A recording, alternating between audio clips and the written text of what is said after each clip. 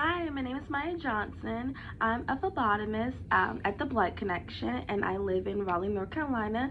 Today I'll be reading the Lemonade for Chapter 8, Going Global. Global, an adjective, throughout the world refers to expanding one market beyond the immediate area of production. On Saturday morning, Jessie slept in, and even when she opened her eyes at 9:05, she still felt tired. How can I wake up tired, she wondered as she buried her head in her pillow and dozed off. 5 minutes later, she was awake for real, remembering why she was so tired. Yesterday, lemonade stands had been the hardest work of her life. Face painting, hair braiding, nail polishing, it had sounded like such a good idea. Jessie had been sure that every kid in the neighborhood would line up to buy a cup of lemonade. But that was the problem. Every kid had lined up for lemonade, and then wanted face painting and hair braiding and fingernail polishing and toenail polishing. One boy had asked for face painting on both cheeks, both arms, and his stomach. One girl begged for lots of little braids with ribbon woven in, and the nail polishing. They had all wanted different colors and decals, and it was impossible to get them to sit still long enough for the polish to dry. "We're gonna run out of lemonade," Megan had said to Jessie at noon as the line stretched all the way to the street. "Pour half cup instead of full ones," whispered Jessie. "It has to last." Jessie and Megan had each made $24 on lemonade, but they worked 8 hours to do it. At the end of the day, they agreed. A good idea, but not worth it. After breakfast, Jessie pulled out her lockbox and sat on her bed. She kept the box hidden in her closet on a shelf under some sweaters. She kept the key in a plastic box in her desk drawer. The plastic box was disguised with exactly like a pack of gum. You would never know it was hollow and had a secret sliding panel on its side. Jessie unlocked the box and opened the lid. First, she took out 3 torn slips of paper. There was one for value added and one for goodwill. There was also a new one that Jessie had added last night. Profit margin. Sales less all operation costs divided by the number of sales.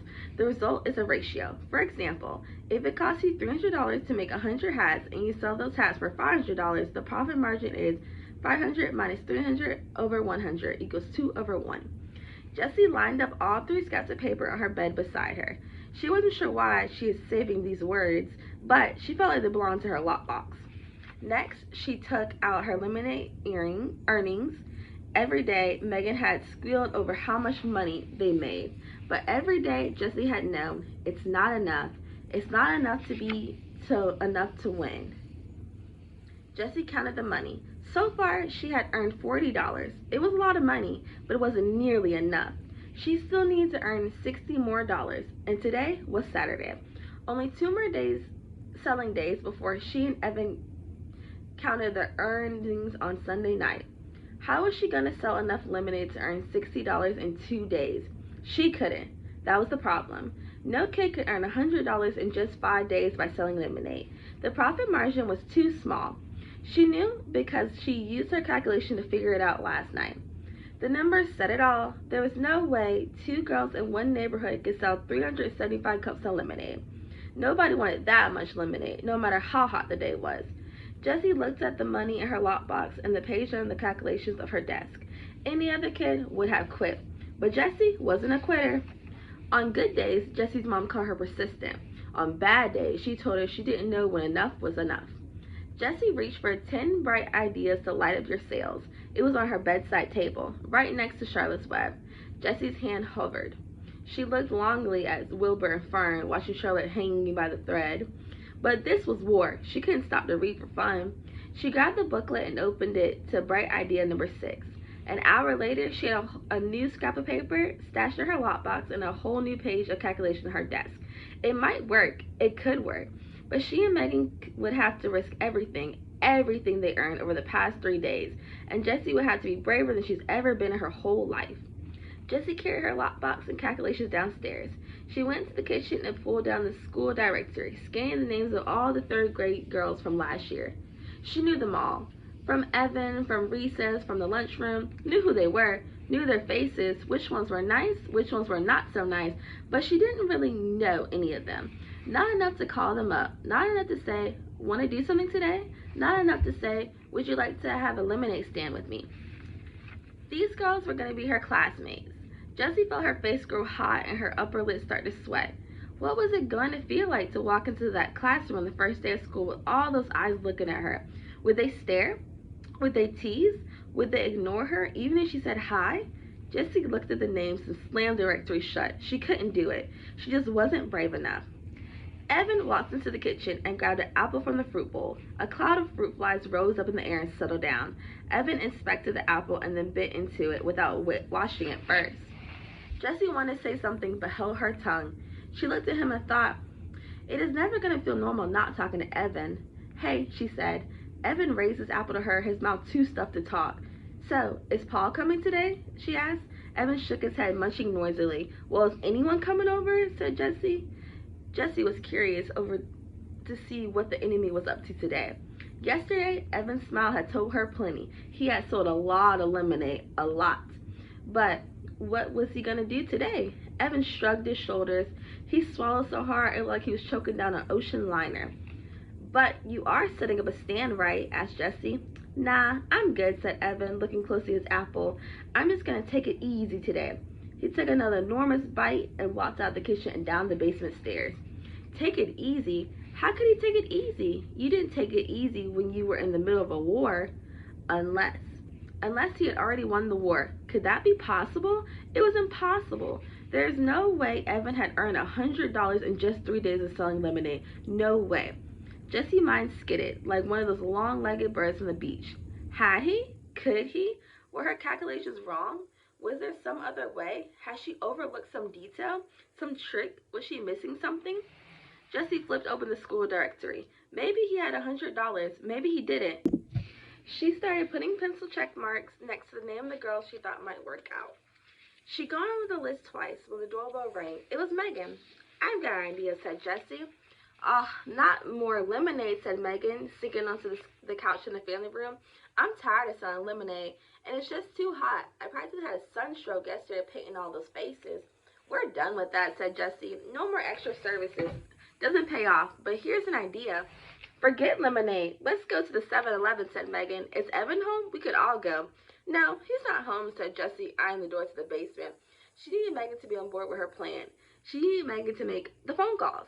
Look, this is great, and we don't need to sell the lemonade.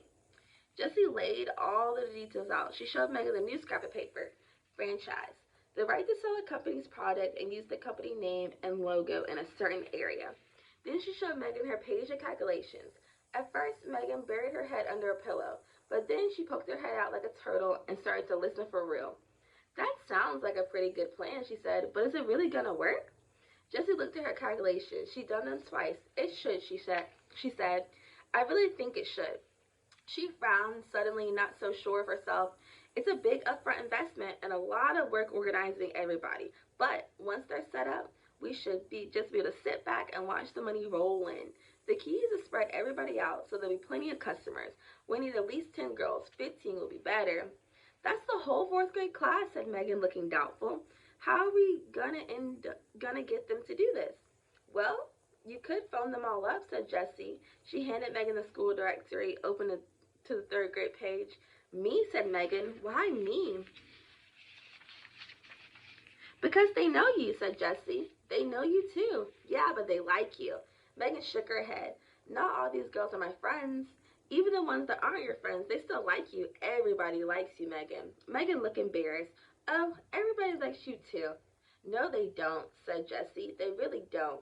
There was an uncomfortable silence between the two girls. Then Jessie shrugged her shoulders and said, I don't know why those girls in my class last year didn't like me. I'm hoping this year will be better.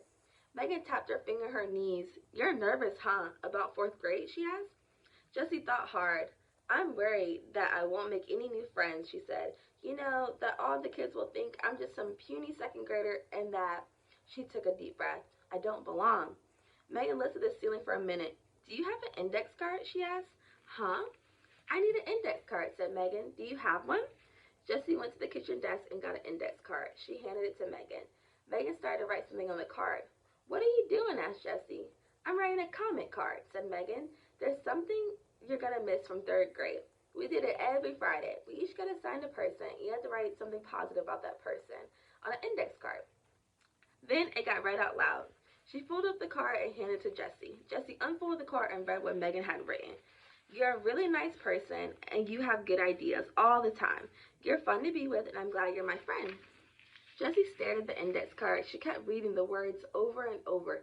Thanks, she whispered. You can keep it, said Megan. That's what I did. I've got all my comic cards in the basket on my desk, and when I'm feeling sad or kind of down on myself, I read through them. They really help me feel better. Jessie folded the index card and put it in her lockbox. She was going to save it forever. It was like having a magic charm. So, how about I make half the phone calls and you make the other half, said Jessie. Okay, said Megan, jumping up from the couch. It was surprising how many almost fourth graders had absolutely nothing to do 3 days before school start. In less than an hour, Jessie and Megan had 13 lemonade franchises signed up for the day. The rest of the day was work, but it was fun. Jessie and Megan attached the old baby carrier to Megan's bike, then rode to the grocery store and spent every penny of their earnings on lemonade mix, 52 cans. That actually bought out the store. The 4 bags of cans filled the carrier like a boxy baby. They also brought 5 packages of paper cups. When they got back to Megan's house, Jessie tucked the receipt in her lockbox right next to her comment card. Jessie liked receipts. They were precise and complete. A receipt always told the whole story right down to the very last penny. Then they tossed construction paper and art supplies into the carrier and started making their rounds. First stop, Sally Knight's house. She was ready for them with a table, chair, and an empty pitcher all set up. Jessie mixed the lemonade. Megan quickly made a lemonade for sale, 75 cents a cup sign, and they left Sally to her business. The deal with that, Sally got to keep 1/3 of her profits, and Jessie and Megan got to keep the rest. After they set up the 13 lemonade stands, each with enough mix to make 4 pitchers of lemonade, Jessie and Megan hung out at Megan's house, baking brownies and watching TV. Then they hopped on their bike again and made the rounds.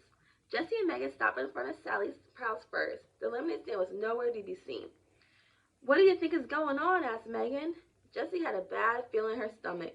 Something must have gone wrong. They rang the doorbell. Sally came to the house. Hurry, she said, grabbing their arms and pulling them inside. My mom goes totally mental when the AC is on and the door is open. Where's your stand? Said Jessie nervously, feeling goosebumps ripple up her arm because of the sudden cool air. Sally waved her hand. Done, she said. I sold out in like half an hour. It's so darn hot. We made $24 besides tips.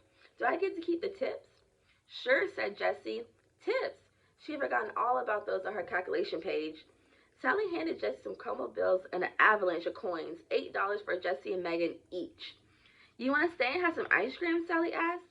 Okay, said Megan, and we brought you a thank you brownie, for being part of our team.